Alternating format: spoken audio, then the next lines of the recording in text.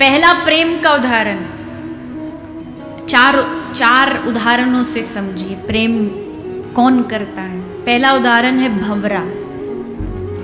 प्रेम का पहला जो उदाहरण है वो है भंवरा। भंवरा कमल से प्रेम करता है। भंवरे में इतनी ताकत होती है कि वो लकड़ी में छेद कर सकता है, लेकिन जब वो कमल में बैठा होता, कमल का वो जो रस पराग जिसे कहते हैं, वो जब रसास्वादन करता रहता है तो कमल बंद हो जाता है। सांझ होते होते कमल बंद हो जाता है। जैसे कमल बंद होता है तो भंवरा भी उसी में बंद हो जाता है। अब वो भंवरा चाहे तो जब एक लकड़ी में छेद कर सकता है तो क्या कमल के पत्तों में नहीं कर सकता? लेकिन भंवरा कमल से प्रेम करता है, इसलिए वो उसी कमल में बंद रहेगा और उस कमल को नष्ट नहीं करेगा। उसमें घुटता रहेगा, श्वास नहीं आएगी। ऊपर से कोई हाथी आया, कमल के ऊपर पांव रख के चला गया, कुचल के मर गया।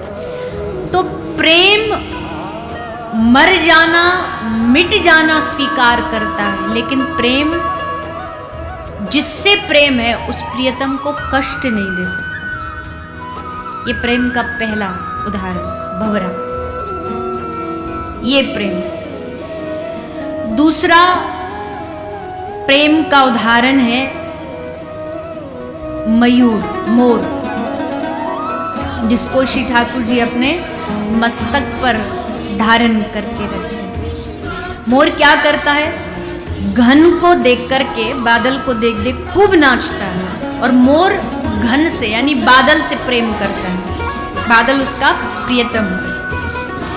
तो मेघ गर्जना करता है, वज्रपात करता है, बिजली गिरती है, लेकिन मोर नाचता रहता है।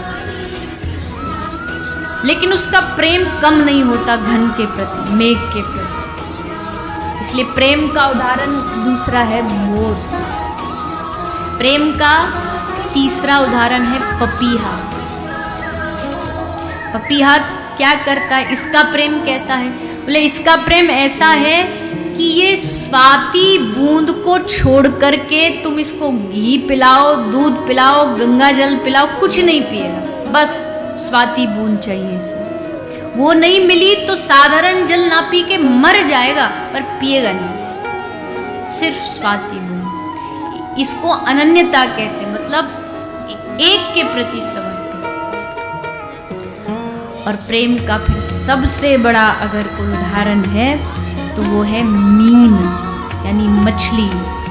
सबसे बड़ा आदर्श स्थापित करती है प्रेम का मछली, कि अगर उसे जल चाहिए तो जल ही चाहिए, जल में ही जिंदा रहेगी।